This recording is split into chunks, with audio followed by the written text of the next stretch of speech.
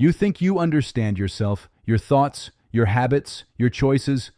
But what if I told you you've been exposed from the very beginning, long before psychology, long before science?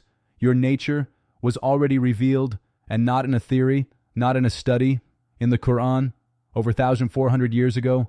And the unsettling part, it describes you better than you describe yourself, because human nature hasn't changed, technology evolved, society shifted, but you still struggle with the same patterns, the same weaknesses, the same desires, just in more modern forms. You scroll instead of wandering, you compare instead of reflecting, you chase instead of questioning, but the core, it's the same. The Qur'an says, indeed, mankind was created anxious. Think about that. Anxious, restless, uneasy, always worried about what's next. Sound familiar? You stress about your future, your money, your image, even when things are fine. Your mind finds something to worry about, and when hardship touches you, you panic, you spiral, you feel like everything is falling apart. But when good comes, you hold on to it tightly, afraid to lose it. That's not random. That's your nature. Exposed. Then the Quran says, and he is, in love of wealth, intense. Not just liking money, intense, obsessive, attached. You measure success by what you have. Compare your life to others. Feel behind, even when you're not. Because no matter how much you gain, it never feels enough. And that's the trap. Because you think the next achievement, the next milestone, the next upgrade will finally satisfy you. But it doesn't. It just resets the desire, again and again and again. Then comes another reality. Indeed, mankind is ungrateful to his Lord. Not always openly, but subtly. You focus on what's missing, more than what's present. You notice problems faster than blessings. You complain more than you reflect. And over time, gratitude fades, even though your life is filled with things you once prayed for. That's human nature.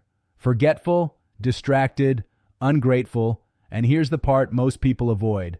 Man was created weak. Weak.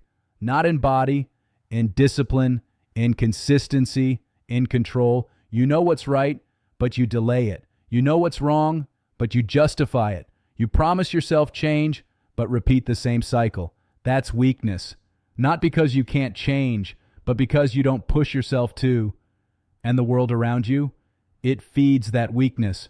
Comfort is everywhere, distraction is constant, and self-control, rare. So you drift from intention to impulse, from purpose to distraction, and slowly you lose direction. But here's what most people miss. The Quran doesn't just expose you, it explains you so you can fix yourself. Because once you understand your nature, you stop being controlled by it. You see the patterns, you catch the habits, you question your impulses, and that's where power begins. Because awareness is the first step to discipline, the first step to growth, the first step to change.